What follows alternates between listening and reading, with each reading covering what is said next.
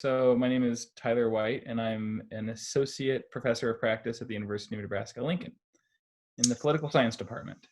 PC. And then what is your favorite national security book or movie? And I was going to say, if it's a movie, I feel like I can guess it, but I'll let you answer. So my favorite book and movie is probably Hunt for Red October by Tom Clancy. That's what I was going And to say. yeah, I read the book when I was too young to really understand it, but then I remember I saw the movie. And I remember I loved the movie so much that when it came out, I got it on VHS, and it came in it was a red VHS. And I watch that movie whenever like I need like a pick me up, or like it's a rainy day and I can watch a movie. That's the movie I always go to.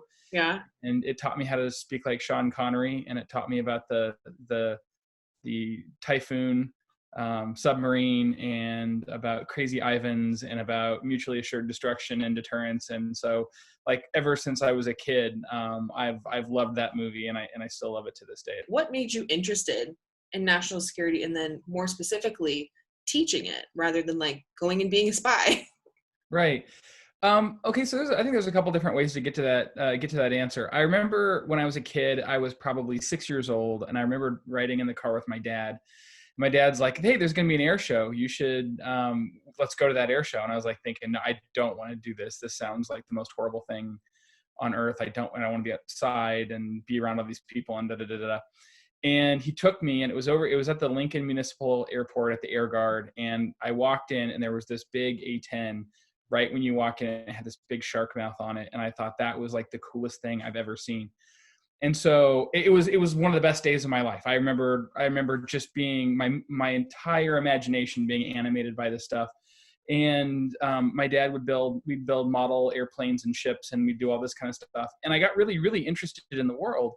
And I remember like Chernobyl, and I remember really being fascinated with the Soviet Union, and just the notion that people could live so differently from the way that we lived, and then trying to understand why we were fighting with them, right? Like what that contest was all about. And then I got into high school, and I was on the debate team, and Russia was one of our topics, and so I was just super excited about that. And I remember sort of learning what political science was when I was in high school, and I had one of the older debaters left, and he went to Truman State, and he came back, and I was like, "What are you studying?" He's like, "Political science." I'm like, "What is that?" I wanted to know. I was so excited. And I had an amazing mentor as an undergraduate, who she's now it was Dr. Patrice McMahon, and she's now the head of the Honors College. But I was getting ready to graduate, and I didn't really know what I wanted to do. And I think I'd always told myself I was going to go to law school. And I just really decided this was right during the invasion, the 2003 Iraq invasion. And of course, 9/11 had really shaped and influenced the things I was interested in college. And I was like, "I'm not done with this stuff yet." And I said, "I think I want to be a professor like you." And she's like, "I think you would be a good professor." And so she really helped me through that process of going to grad school, and just being in a classroom and being able to interact and talk with students. Like that's easily the best part of my day. So, it's something that I have been so lucky to be able to do. And I think it's just been a bunch of really good positive experiences, and most importantly, really positive influences by the people around me that have set me on that path. I've seen your rate your professor reviews here. They attest that you're a good teacher.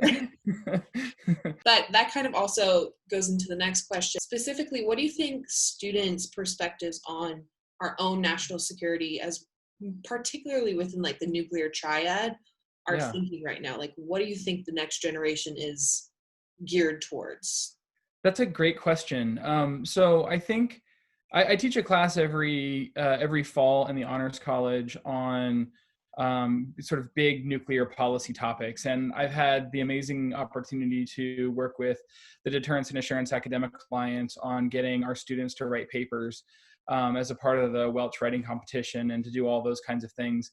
And growing up as a kid, the thing that I was always aware of was this big sort of nuclear standoff, and my parents were aware of it. And after the end of the Cold War, like people sort of forgot about that. And certainly in my years in college, it was all about terrorism, but I was still really interested in the big nuclear stuff. So connecting with students on that, I find that a lot of people just don't know about it. And many years ago now, I had lunch with Admiral Haney when he was at Stratcom, and he said something to me that I think is at the core of what I do. And he said, right now we feel like we've got a pretty good handle on this. I worry about the future, and specifically, I worry that there's not going to be people around that are going to want to take up this mission and be able to dedicate themselves to it. So that's why he said, I'm so excited about the DAAA, and I'm so excited about making sure that these things get taught in classes. And I think when I bring that message to the students, especially in my honors class, I tell them, like, I want you to write a paper this semester that might be read by somebody where it might make a difference. And these are really great, big, and important topics. These are life and death topics of the entire world. What could be more urgent than that? And I think when you put it to them that way, the light bulb goes off, and all of a sudden you have a whole bunch of good minds that are oriented on the problem, which that's my goal. So if I can get folks to A, be aware of it, and B, to want to maybe dedicate part of their life in terms of helping us to solve that problem, then I feel like that's a job well done. Yeah, I think going back to how much like Red October impacted you, I think one thing is that there's not enough cool movies about nuclear security and deterrence now. Yeah, I totally agree. And I feel like now, if for entertainment and in the popular mind, it's very conspiratorial, and it's usually pretty dark.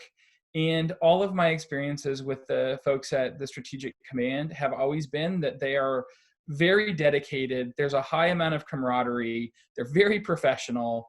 And honestly, like, I don't think people understand it well enough. And if they did, they'd be really proud of the work that happens there. To get into more of the like technical aspect of trends in nuclear security, what do you see as an emerging trend that students in your classroom will likely have to deal with if they are in this profession years down the line? Yeah, so I think, the unfortunate reality is, things are less certain and stable now. And, you have more of these peer competitors that are interested in potentially, proliferating their own nuclear and conventional capabilities. And they're starting to dabble in a bunch of new delivery systems. And so, like, this is one of those areas that's heating up rather quickly. And so there's a tremendous amount of work that's going to be done and needs to be done on this. But I think just the pace of innovation and technology, like, it's going to look more the way it did, in the late 40s, but really the 50s and the 60s. They were coming out with new stuff like every day, right? Now I feel like we might be on that threshold again, but like students, particularly with good STEM understanding in STEM fields, are going to need to be able to follow the technological development. But the other big thing that I think is really important, and this is, near and dear to my heart from the political science side, is I think relationships and alliances are in flux right now. And the thing that I'm really going to be interested in, and I just had this conversation with some colleagues yesterday about maybe starting up a couple of projects focused on how to manage extended deterrence relationships with alliances in an era of fraying alliances, right? Yeah. Particularly places like Japan, South Korea, and then our NATO allies. And, those alliances have taken a beating in the last couple of years. And there's a lot of questions about how we sort of put those pieces back together and if they can be put back together. So there's a lot of work for a lot of different folks who are interested in a lot of different things. I think the one driving characteristic is change. The nuclear enterprise has benefited in a lot of ways from an extended era of peace, but it can't grow complacent, because I think the challenges are coming hot and heavy right now, and we've got to be able to keep up with that.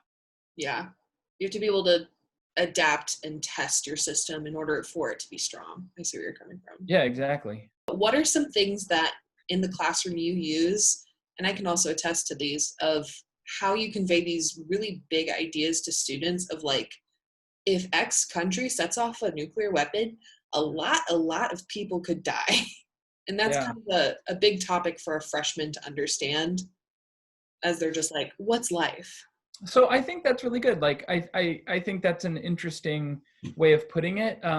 I think it gets at this notion of interconnectivity, right? And I know that's something that's really important, particularly when war planners are thinking about things like escalation and, managing escalation. Like one small thing could end up having these, vast, far-reaching and incredibly deadly consequences. So, when I start my freshman out, and I'm teaching that class right now, although albeit in an interesting format, getting them to think about international relations theory, just, and don't be wedded to any one. I'm a liberal on some days and a realist on other days and a constructivist most of the time, right? Like that's the way I kind of think about the world. But getting them to think and to try to understand that the way states interact with each other is not the way that like normal people interact with each other, but that people really do matter. And there's levels of analysis and thought that are just way deeper than what we're used to. The last question I have for you is, you have a lot of experience in program management. Part of your job is to manage the IC Scholars Program at UNL.